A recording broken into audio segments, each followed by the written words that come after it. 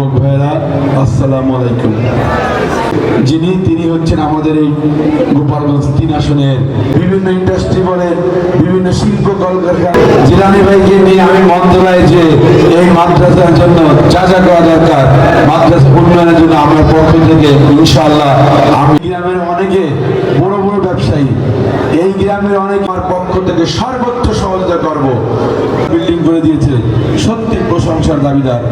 আজকে তো অনেক বাবার নামে যে ভবনটা করেছে মামা, জিলানী ভাইয়ের মামা, মানে আমাদের গোপালগঞ্জ আমাদের সদস্য হিসেবে আমি তাদের পাশে দাঁড়াবো।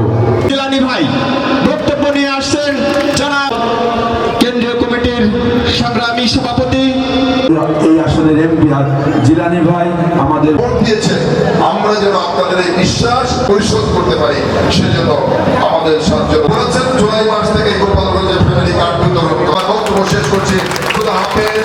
বাংলাদেশ এবং মাদক মুক্ত সাম্যের একটি মানবিক ও সাম্প্রদায়িক দুর্নীতিমুক্ত সহজ করতে পাওয়ার জন্য এবং বাংলাদেশ সরকারের মাননীয় প্রধানমন্ত্রী জনাব তারেক